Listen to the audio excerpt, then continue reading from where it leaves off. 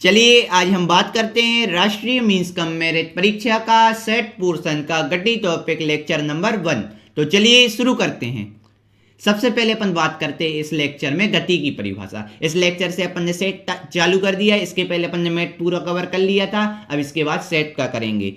तो सबसे पहले देखते हैं गति। तो गति की परिभाषा क्या है कि किसी वस्तु की स्थिति में समय के साथ परिवर्तन हो रहा है तो वस्तु गति अवस्था में कहलाती है। मतलब ऐसे कैसे पता चलेगा कि अपन को कोई वस्तु गति कर रही है। मान लो देखो कोई बिंदु ए पे व्यक्ति खड़ा है, मान लो ए बिंदु पे व्यक्ति खड़ा है, ठीक है ना।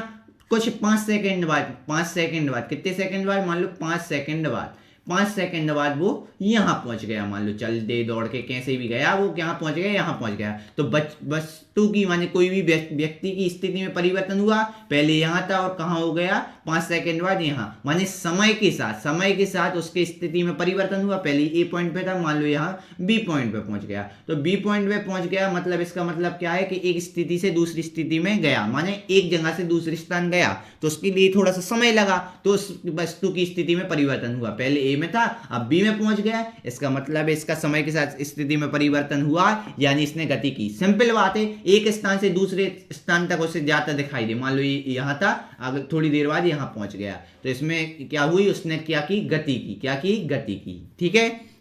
अब जैसे मान लो जल में तैरती हुई मछली, मान लो एक तालाब है, मान लो ये तालाब है, तो तालाब में क्या कर रही है, एक मछली क्या है, तैर रही है। एक मछली क्या कर रही है, तैर रही है। तो इसकी गति कैसी होगी, ये गति कर रही, पहले यहाँ थी, कुछ समय बाद यहाँ तैर के आ जाएगी, कुछ समय और आगे आ जाएगी, कुछ समय बाद और आगे आ जाएगी। तो ऐसे गति करती हुई दिखती है। ऐसे उड़ते हुए पक्षी, आसमान में पक्षी उड़ रहे हैं, कुछ समय बाद यहाँ आ जाएंगे, कुछ समय बाद यहाँ, माने ऐसे उनकी स्थिति में परिवर्तन समय के साथ होता रहेगा। तो इस प्रकार से अपन कह सकते हैं कि उस वस्तु ने गति की है। ठीक है। अब बात करते हैं सरल रेखीय गति। अब गति के थोड़े प्रकार देखते हैं। सरल रेखीय गति यानी जब कोई कण या वस्तु सरल रेखा में गति माने बिल्कुल सीधी रेखा, मान लो एक ए बिंदु है, उससे बिल्कुल सीधी रेखा में कोई वस्तु गति मानो चलते जा रहा और आगे बी बिंदु तक पहुंचा, और बिल्कुल देखो सीधी रेखा में, बिल्कुल देख रही है, सीधी रेखा में गति कर रही, बिल्कुल स्ट्रेट। इसलिए ये कैसी गति कहलाएगी, सरल रेखीय गति। जब कोई वस्तु सीधी रेखा में गति करती है, माने सरल रेखा में बिल्कुल लाइन से गति करती है, बिल्कुल देखो यहाँ सीधी, समझ रहे, तो ये सरल रेखीय गति। अब बात करते हैं वृत्तीय गति की। तो वृत्तीय गति क्या कहलाती, देखो जैसे सरल रेखीय गति क्या थी कि एक सरल रेखा माने सीधी रेखा में गति कर रही थी। इसी प्रकार से अपन बताएंगे कि वृत्तीय गति में जब कोई एक वृत्ताकार मार्ग में गति कर रही, मान लो एक वृत्ताकारी मार्ग है, तुम्हारे यहाँ ग्राउंड वगैरह होगा, तो ऐसे ग्राउंड है ना, तो ग्राउंड में चक्कर लगा रहे, एक व्यक्ति यहाँ खड़ा हुआ है, अब दौड़ के यहाँ चक्कर लगाते बार बार चक्कर लगा रहा है, तो ये गोल गोल घूम रहा है ना, तो ये कौन सी गति होगी, वृत्तीय गति। जब कोई कण किसी वृत्ताकार मार्ग में गति करता है, माने गोल वृत्ताकार मार्ग में क्या कर रहा है, गति। देखो यहाँ से चालू किया और चलना, और ये गोल गोल मार्ग में घूम रहा है, वृत्ताकार मार्ग में घूम रहा है, इसलिए होगी वृत्तीय गति। तो ये वृत्ताकार गति हो गई। अब इसके बाद आगे करें, ठीक है, बिल्कुल। चलिए अब बात करते हैं अपन घूर्णन गति की। घूर्णन गति क्या कहलाता है, जब कोई वस्तु किसी अक्ष के परिता गति करता है, माने खुद के अक्ष, मान लो ये पृथ्वी है, तो आपको पता है ना पृथ्वी अपनी धुरी पर चारों ओर घूमती है, जिसके कारण दिन रात होते हैं। आपको पता है पृथ्वी अपने अक्ष पे गोल गोल गोल घूमती रहती है, गोल उसी अक्ष पे गोल गोल। जैसे मान लो आपकी घड़ी है, घड़ी की सुई है, तो ये सुई, मान लो ये सुई है, तो ये चारों तरफ ऐसी घुलती रही, कभी यहाँ आएगी, कभी यहाँ आएगी, कभी यहाँ आएगी, कभी यहाँ, माने एक उसका मेन पॉइंट फिक्स है और इसी के चारों तरफ ये गोल गोल घूम रही है, तो ये होगी घूर्णन गति। कई बच्चे घूर्णन गति और परिक्रमण गति में क्या हो जाते हैं, कंफ्यूज हो जाते हैं। क्यों हो जाते हैं कंफ्यूज, कि वो कहते हैं घूर्णन गति में गोल गोल घूमना, लेकिन गोल गोल मतलब एक स्थान पर रह के। जैसे ये देखो ये सुई है, तो मान लो यहाँ फिक्स बंधी हुई है और ये चारों तरफ घूम रही है। जबकि परिक्रमण गति में क्या होता है, जब कोई वस्तु किसी पिंड के परिता घूमे, मान लो बीच में देखो आपको पता है सूर्य है, और सूर्य के चारों तरफ क्या लगाते हैं, ग्रह चक्कर लगाते हैं।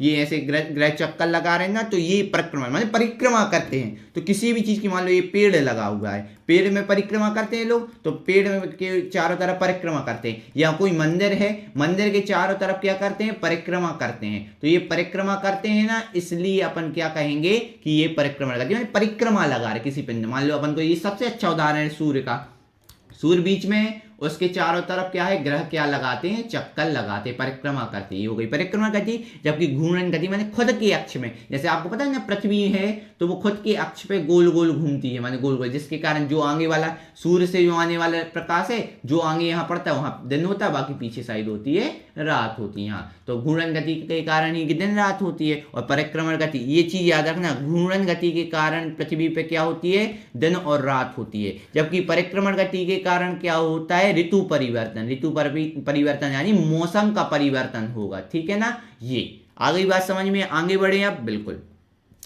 अब बात करते एक समान गति। एक समान गति क्या है कि यदि कोई वस्तु एक नियत समय अंतराल में समान दूरी तय करती है। मतलब कैसा, मान लो एक बिंदु ए है, वहां से कोई व्यक्ति चलना प्रारंभ किया, तो मान लो 1 सेकंड में कितना चला वो, 1 सेकंड मान लो 5 मीटर चला। फिर अगले सेकंड में, फिर अगले 1 सेकंड में, फिर अगले 1 सेकंड में 5 मीटर फिर चला। फिर अगले 1 सेकंड में कितना चला, 1 सेकंड में चला, फिर 5 मीटर। तो माने समान समय में समान दूरी तय करता है, माने समान समय अंतराल है, हर 1 सेकंड में 5 मीटर, हर 1 सेकंड में 5 मीटर, हर 1 सेकंड में 5 मीटर, यानी ये होगा एक समान गति। यानी यदि कोई वस्तु एक नियत समय 1 सेकंड माने समय अंतराल में समान दूरी, देखो 5 मीटर 5 मीटर, देखो 5 मीटर 5 मीटर 5 मीटर, समझ रहे बात को। तो इस प्रकार से क्या हो गया, एक समान गति। लेकिन असमान गति की बात करें, यदि कोई वस्तु समान समय अंतराल, समान माने समय अंतराल माने समय तो फिक्स रहे लेकिन दूरी असमान रहे। मान लो पहले 1 सेकंड में देखो एक समान दूरी, एक समान गति में क्या हो रहा था, 1 सेकंड में 5 मीटर, हर उसके बाद के 1 सेकंड में 5 मीटर, उसके बाद के 1 सेकंड में 5 मीटर, मतलब हर सेकंड में 5 मीटर हो रहा। लेकिन असमान गति में क्या हो रहा, असमान गति में क्या हो रहा, चेंज हो रहा। समय तो फिक्स है, माने देखो यदि कोई वस्तु समान समय अंतराल में, असमान दूरी में, असमान गति में क्या है कि समय अंतराल तो फिक्स है, माने समय तो फिक्स है, क्या समय तो फिक्स है, लेकिन बात अगर हम करें किसकी, दूरी की, तो ये दूरी अलग। मान लो पहले 1 सेकंड में 6 मीटर चला, अगले 1 सेकंड में मान लो 2 मीटर चला, और अगले 1 सेकंड में मान लो 10 मीटर चला। माने दूरी चेंज होती जा रही है, माने चेंज हो रही है, अलग अलग बदलती जा रही, तो इसलिए होगी असमान गति। माने समान समय, जब समय भी समान हो और दूरी भी समान हो तो एक समान गति, और समय तो समान हो, हर 1 सेकंड की बात करें, लेकिन दूरी अलग अलग, पहले 1 सेकंड में 6 मीटर, अगले 1 सेकंड में 2 मीटर, अगले 1 सेकंड में 10 मीटर, ऐसे बदलती जाएंगे। बिल्कुल ठीक है ना, कोई दिक्कत परेशानी नहीं। अब आगे बढ़े। बिल्कुल, अब देखते हैं अगली परिभाषा दूरी की। दूरी क्या बोल रहा है, किसी गतिमान कण द्वारा, ऐसे लिखेंगे, द्वारा तय किए गए पथ की लंबाई। समझ रहे बात को, दूरी क्या करे, किसी कण द्वारा या किसी वस्तु द्वारा या कोई पिंड द्वारा तय की गई पथ की लंबाई। मान लो कोई व्यक्ति है ए पे खड़ा है और वो चल रहा है बी तक जा रहा है, तो उसकी दूरी क्या होगी, जो ए से उसने बी तक। मान लो आप है ना, कोई भी आप शहर में रहते, मान लो भोपाल में रहते, मान लो आप भोपाल में रहते, भोपाल से आप कहाँ गए, मान लो दिल्ली तक गए, तो अपन इसके बीच डिस्टेंस पूछेंगे ना, भोपाल से दिल्ली कितनी दूर है, मतलब कितनी दूर है, मान लो 300 किलोमीटर, मान लो कितने, 300 किलोमीटर। तो भोपाल से दिल्ली कितना है, 300 किलोमीटर है। तो ये क्या होगा, दूरी, क्या होगा, दूरी माने किसी भी वस्तु द्वारा तय की गई पथ की लंबाई। तो भोपाल से दिल्ली तक का रास्ता की कितनी लंबाई है, 300 किलोमीटर, इसलिए होगा दूरी कितनी है, अपन बोले ना कितनी दूर, इसका दूर मतलब कि वो कितनी अपन रास्ता चलेंगे, वो कितनी लंबाई का है, तो 200 किलोमीटर, 200 किलोमीटर चलना पड़ेगा भोपाल से दिल्ली, तब तो पहुंचेंगे दिल्ली। समझ में आया, तो ये दूरी, और दूरी का मात्रक होता है मीटर। क्या होता है, मीटर मापते हैं, 100 मीटर, 1000 मीटर, मीटर में मापते हैं, ऐसा ही मात्रक इसका मीटर ही, किलोमीटर में लिख सकते हैं, लेकिन ऐसा ही मात्रक की बात करें तो ये मीटर में आता है। किस में आता है, मीटर में। अब एक विशेष बात स्टार मार्क है, ऑडोमीटर। ऑडोमीटर क्या करता है, वाहनों द्वारा तय की गई दूरी को मापने का यंत्र। मतलब जैसे अपन को, आपने देखा हो गाड़ी चलाते हैं कभी भी, तो उसमें एक बना रहता है, देखो ये इस प्रकार से कई बार बताए रहते हैं कि यहाँ 4 5 6 से लिखा रहता है ना, बदलता रहता है। इसका मतलब कि तुम, आपका वाहन जो है वो कितनी दूरी तय कर चुका है, मतलब कितना चल चुका है। तो वाहन द्वारा तय की गई दूरी को मापने का यंत्र, माने आपका जो वाहन है, आपकी जो मोटरसाइकिल है वगैरह, उसने कितनी दूरी तय की, माने कितना चल चुका है, वो मापने का काम करता है ऑडोमीटर। आपका लगा होगा, आप देखना गाड़ी में, ये देखो नंबर दिए रहते हैं, पलटते रहते बार बार, तो मतलब कितने चलते जाते, तो ऐड होते जाते हैं, तो ये कहलाता है ऑडोमीटर। अब बात करते हैं विस्थापन।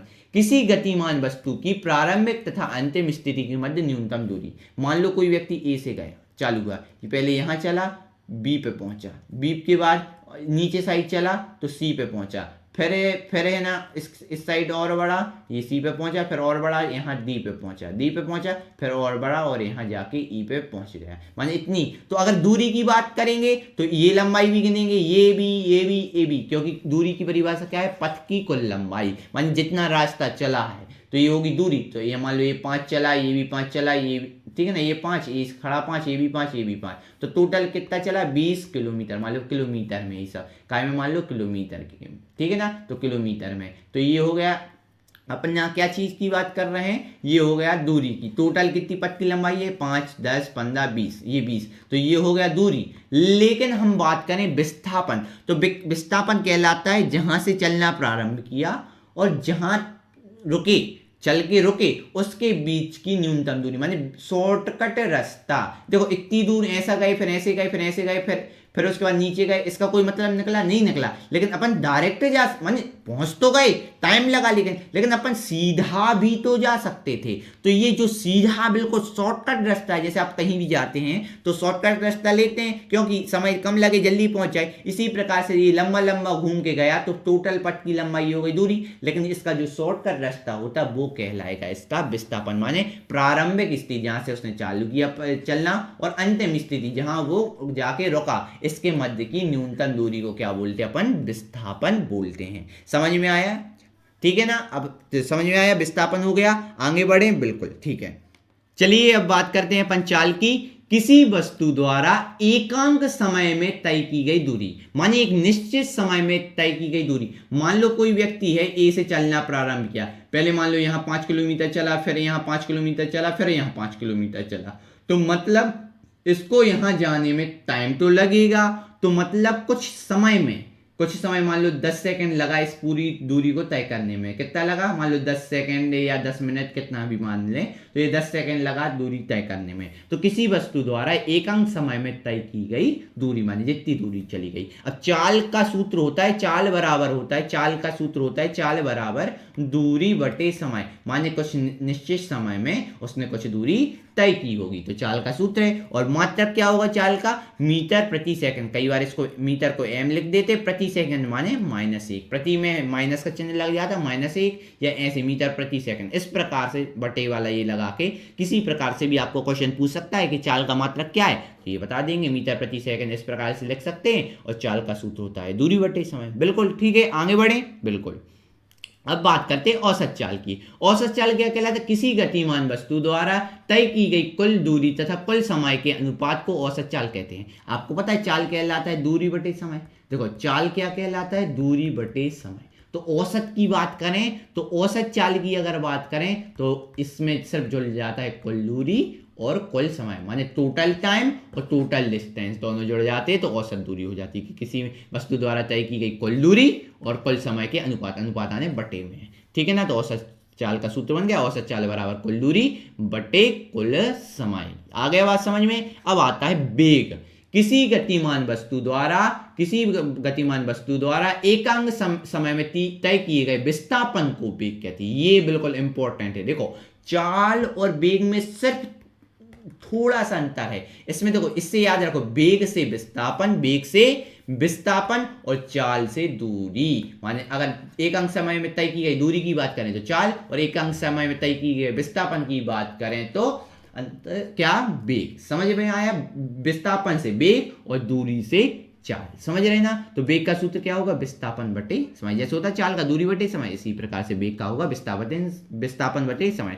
बा से बा याद रखो, वेग विस्थापन, बा से वेग, बा से विस्थापन, वेग विस्थापन बटे ये समय हो गया बराबर में, ये हो गया सूत्र। अब इसके बाद वेग की बात करें मात्रक की, तो ये होगा मीटर प्रति सेकंड। वही मीटर प्रति सेकंड ऐसे भी लिख सकते हैं, मीटर प्रति सेकंड ऐसे भी लिख सकते हैं, जो भी आपकी इच्छा हो। बिल्कुल। अगला करें त्वरण की परिभाषा।